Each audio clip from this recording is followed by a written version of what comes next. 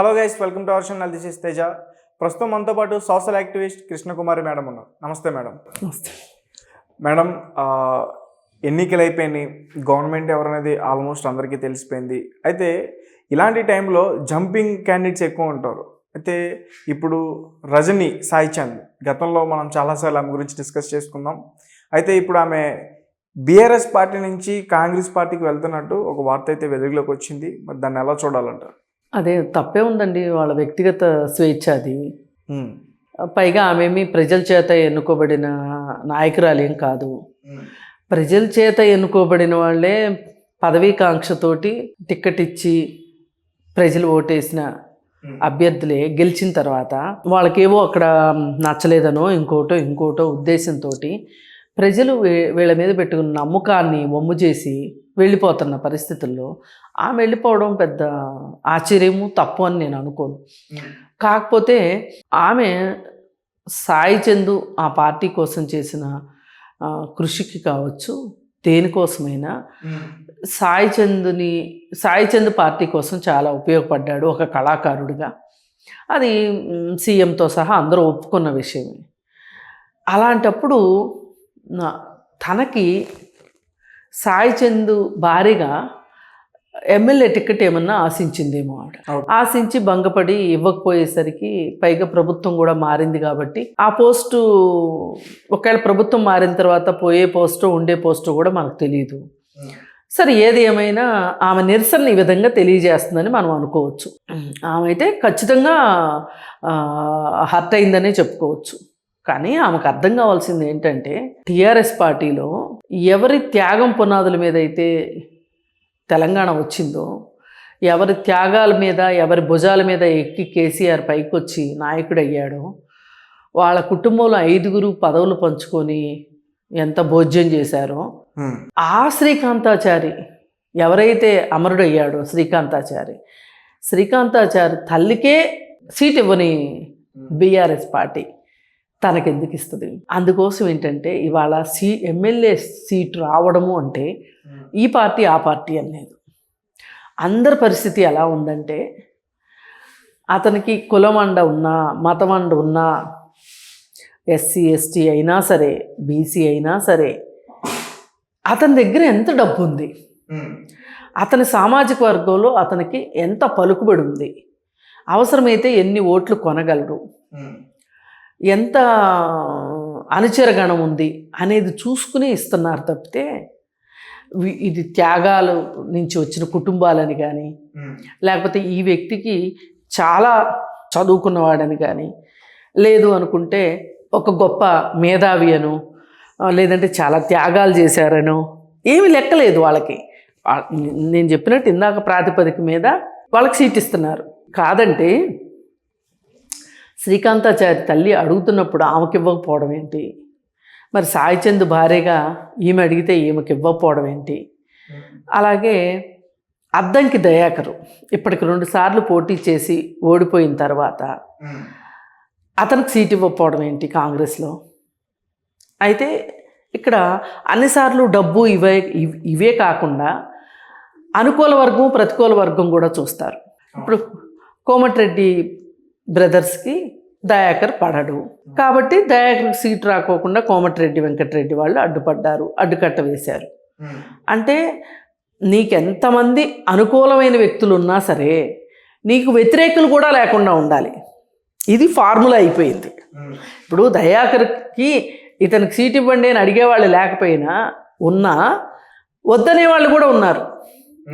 ఆ వద్దనే వాళ్ళని పార్టీ వదులుకోదలుచుకున్నప్పుడు, అంటే తూకం వేసుకున్నప్పుడు, ఒకవైపు దయాకరా, ఒకవైపు కోమటిరెడ్డి వర్గమా అనుకున్నప్పుడు అధిష్టానానికి ఎవరు వెళ్ళిపోతే ఇబ్బంది, కోమటిరెడ్డి వాళ్ళు వెళ్ళిపోతే ఇబ్బంది అని అనుకున్నారనుకోండి, అప్పుడు ఏం చేస్తారు? దయాకర్ని బతిమలాడుకుంటారు. అమ్మ బాబు, నీకు ఇంకోటి ఏదో చేస్తాము, ఎలాగో చేస్తాము, ఏదో ఒకటి, వాళ్ళని వదులుకోలేకపోతున్నాము, వాళ్ళ అవసరం ఉంది. ఎందుకు అంటే వాళ్ళకి జనాల్లో పలుకుబడి ఉంది ఒకటి, డబ్బులున్నాయి ఒకటి, పైగా అగ్రకులం ఒకటి, అహంభావం అన్నీ పనిచేస్తాయి ఆ ఏరియాలో. మరి అనుకున్నట్లుగానే నల్గొండ జిల్లాలో వాళ్ళ మార్కు వాళ్ళు కూడా చూపెట్టారు. ఈ మాట కామాట ఒక్క సీటు పోయింది. ఆ జగదీశ్వర్ రెడ్డి మీద సీట్ ఇచ్చిన దామోదర్ రెడ్డి ఎవరైతే ఉన్నారో, అసలు దామోదర్ రెడ్డికి సీట్ ఇవ్వకూడదు లెక్క అయితే. దామోదర్ 4000 మెజార్టీ తోటి ఒక మంత్రి గెలవడం అంటే అసలు రోడ్డు పక్కన పిల్లోడు గెలుస్తాడేమో అన్నట్లు ఉంటుంది. అంటే ఒక మంచి క్యాండిడేట్ని పెట్టున్నట్లయితే ఇంకో సీట్ వచ్చేది. ఇట్లాగే చాలా సీట్లు కాంగ్రెస్ వాళ్ళు కోల్పోయారు. ఒకప్పుడు అలాంటి పరిస్థితి లేకపోతే కనుక ప్రతి సీటు దగ్గర వాళ్ళు కనుక చాలా పట్టుబట్టి ఉన్న అధిష్టానం లేదు, కరెక్ట్గా ఆలోచించి ఒక నిర్ణయం తీసుకున్నా కానీ కొన్ని ఇప్పుడు ఓడిపోయిన సీట్లు ఏవైతే ఉన్నాయో అవి కూడా గెలిచి ఉండేవాళ్ళు. ఎగ్జాంపుల్ ఇదే రామరెడ్డి, దామోదర్ రెడ్డి. మేడం అలాగే సాయి చంద్ గారు వాళ్ళ వైఫ్ రజనీ గారు ఇంతకుముందు ఒకసారి నేను ఇంటర్వ్యూ చేసినప్పుడు నాతో మాట్లాడినప్పుడు ఆమె ఒక విషయం చెప్పారండి. అంటే కాంగ్రెస్ వస్తే ఇక్కడ మొత్తం తెలంగాణ చీకటైపోద్ది, కేసీఆర్ గారు సీఎంగా ఉండబట్టే, ఆ ప్రభుత్వం ఉండబట్టే తెలంగాణలో ఇంత వెలుగు చూస్తున్నాం. గతంలో కాంగ్రెస్ మొత్తం ఉన్నప్పుడు ఇక్కడ రైతులు చనిపోయేవాళ్ళు, చాలా ఇక్కడ తెలంగాణ ప్రభుత్వం ఇచ్చే టైంలో ఫస్ట్ పెద్ద డ్రామా కూడా ప్లే చేశారు వాళ్ళు అని చెప్పేసి కూడా ఈ మాటలన్నీ కూడా అప్పుడు నాతో ఇంటర్వ్యూలు అన్నది ఆమె. ఇవన్నీ రాజకీయ అవగాహన లేకుండా మాట్లాడి ఇవాళగా కేసీఆర్ కరెంటు ఇస్తున్నాడు 24 గంటలు అని మోగుతున్నారు కదా. 24 గంటలు కరెంటు ఇవ్వలేదు, నాణ్యమైన కరెంటు ఇచ్చింది ఒక 7-8 గంటల కంటే ఇవ్వలేదు. అసలు కరెంటు విడుదల చేసిన లాగ్ బుక్స్ ఉంటాయి కదా, అవన్నీ కోమటిరెడ్డి వెంకటరెడ్డి ఇట్లాంటి వాళ్ళు వెళ్ళి అవి స్వాధీనం చేసుకుని చూస్తే 6 గంటల నుంచి 7 గంటల నుంచి మించలేదు. వీళ్ళు ఏంటంటే ఒక నినాదంగా చెప్పుకుంటూ వచ్చారు, మేము 24 గంటలు కరెంట్ ఇస్తున్నాం, 24 గంటలు కరెంట్ ఇస్తున్నాం అని. ఈ గృహ సముదాయాలకు కూడా మేము కరెంట్ ఇస్తున్నాం, ఎక్కడా కొరత లేకుండా చూస్తున్నాము అని కబుర్లు చెప్తున్నారు. నిజమే, ఇస్తున్న మాట కూడా నిజమే. కానీ ఎలా ఇస్తున్నారు, ఎంత వ్యయంతో ఇస్తున్నారు అనేది కూడా ఆలోచించాలి. ఇప్పుడు మనకి ఫర్ ఎగ్జాంపుల్ ఇంపార్టెన్స్ అనేది ఎట్లా ఉంటుంది అంటే ఆవశ్యకత అంటారు దాన్ని. ఏంటి చేయడానికి ఉన్న నీడ్ ఏంటి, అవసరం ఏంటి, ఆవశ్యకత ఏంటి అని చెప్పి చూస్తారు. ఈ అవసరము ఆవశ్యకతల నుంచి చూస్తే గనక ఇప్పుడు నీరుంది, ఈ నీరుని మొదటగా తక్కువ ఉంది అన్నప్పుడు తాగునీటికి వాడతారు నీటిని.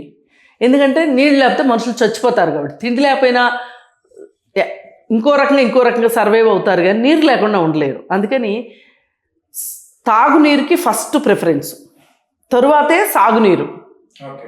అంటే సాగునీరు అవసరం లేదని కాదు, ఇక్కడ తాగునీరుకి సాగునీరుకి మనం వ్యత్యాసం చూస్తే గనక మనము ఆవశ్యకత దేనికి ఇవ్వాలి, ఇంపార్టెన్స్ అంటే తాగునీరుకే ఇవ్వాలి. ఓకే.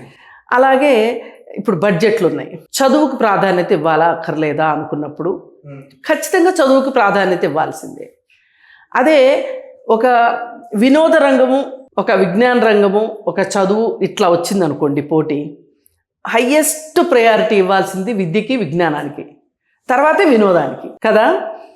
మరి ఈ టీఆర్ఎస్ ప్రభుత్వం చేసిన పొరపాటు ఏంటి అంటే ప్రపంచానికి అర్థం కాకుండా వాళ్ళు చేసింది, కరెంటు వీళ్ళు ఇచ్చిన మాటని నిలబెట్టుకోవాలి అనే ఉద్దేశంతో, ప్రతిపక్షాలకి మేత దొరకకుండా ఉండాలి అనే ఉద్దేశంతో కరెంటు 11 రూపాయలకి, 9 రూపాయలకి, 7 రూపాయలకి కూడా యూనిట్ కొంటున్నారు వేరే రాష్ట్రాల నుంచి. మిగులు బడ్జెట్ ఉంది కదా అని ఇంత విచ్చలవిడిగా ఖర్చు పెట్టేస్తున్నారు. అవునండి, అసలు వ్యవసాయం చేసుకునే రైతులకి పగలు కదా వాళ్ళు వ్యవసాయం చేసుకుంటారు, పగలు కరెంట్ లేక రాత్రిపూట వ్యవసాయం చేసుకునేవాళ్ళు.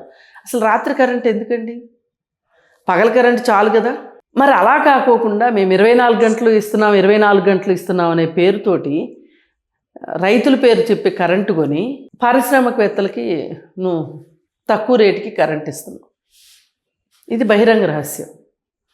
మరి కేసీఆర్ ఇట్లాంటి పనులు చేస్తున్నాడు, ఇలాంటి పనులు చేసి వెలుగులు చిమ్ముతున్నాను అని చెప్తున్నారు.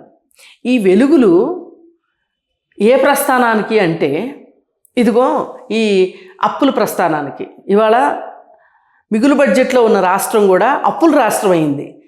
అవన్నీ మరి తెలుసుకోవాలి. ఇప్పుడు రాజకీయం ఒకటి మాట్లాడితే ఇంకొకళ్ళు దానికి సంబంధించి ఒక ప్రశ్న ఇస్తే సమాధానం చెప్పగలిగేటట్లు ఉండాలి.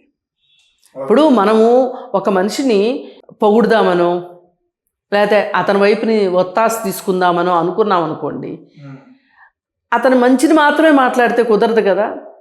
అతని వైపు నుంచి వస్తున్న చెడును కూడా మనం మీదేసుకోవాల్సి వస్తుంది.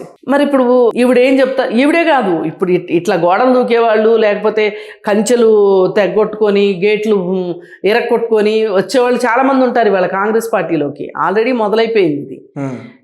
గెలవక ముందు అసలు ఎవరూ పట్టించుకోలేదు కాంగ్రెస్ పార్టీని. ఇప్పుడు చాలామంది వస్తారు అట్లా మాట్లాడేవాళ్ళు. పైగా చాలామంది పేపర్లో ప్రకటనలు ఇవ్వటాలు ఇవన్నీ మనం చూస్తూనే ఉంది కదా. టీవీ వాళ్ళు కూడా వేసేస్తున్నారు స్టోరీలు, రేవంత్ అంతా రేవంత్ ఇంత అని. ఇదే మనుషులు రేవంత్ని ఎట్లా మాట్లాడారో, రేవంత్ రెడ్డిని అన్నీ మనం చూసాం కదా. అందుకని ఏంటంటే వీళ్ళందరూ ఏ ఎండకా గొడుగు పట్టే మనుషులు. వీళ్ళు మాట్లాడే మాటల్లో నిజాయితీ ఉండదు.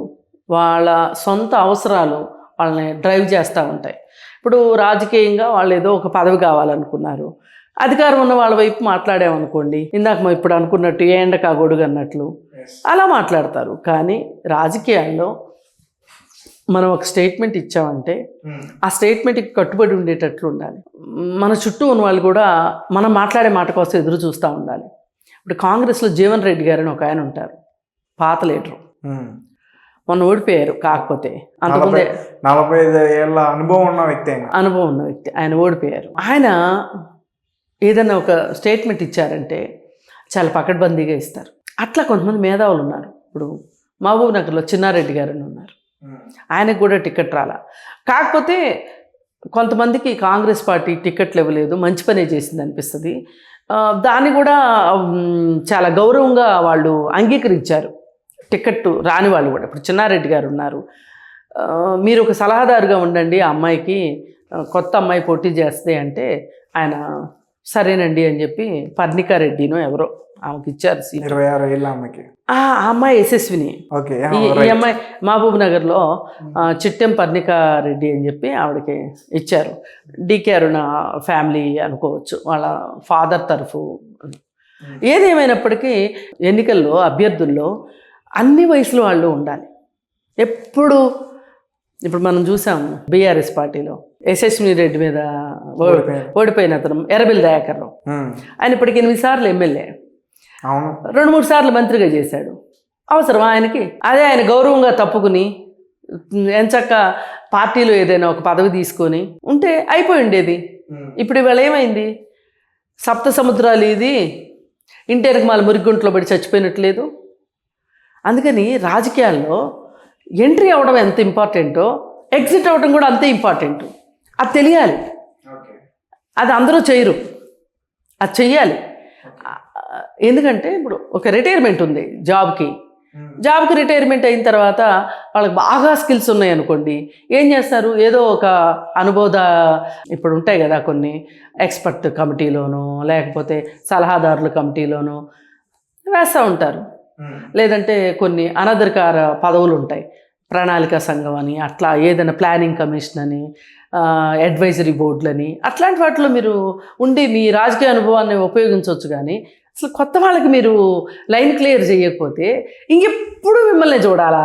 8 సార్లు ఎమ్మెల్యే అయిన తర్వాత ఇంకా అది ఫెవికాల్ వేసుకుని కూర్చుంటాం కుర్చీల్లో అంటే ఎట్లా కుదురుతుంది? అందుకోసం ఏంటంటే ఇట్లా కొత్త నాయకులు రావటం, అలాగే పలుకుబడి ఉన్న మాటలు మాట్లాడడం. పలుకుబడి ఉన్న మాటలు ఏంటి అంటే ఓ 10 సంవత్సరాల తర్వాత కూడా ఆ స్టేట్మెంట్ మనం గుర్తు చేసుకోవాలి, మాట మీద నిలబడాలి. పలానా అప్పుడు ఆయన ఇచ్చిన స్టేట్మెంటు చాలా క్లాసికల్ స్టేట్మెంటు అనిపించేటట్లు ఉండాలి.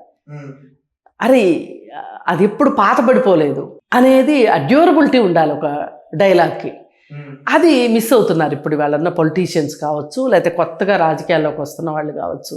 ఆ నిమిషం మాట్లాడేయటం, ఒక ఎమోషనల్గా మాట్లాడేసి ఏవో వాళ్ళ సత్తా వాళ్ళు చాటుకుందాం అనుకోవటం.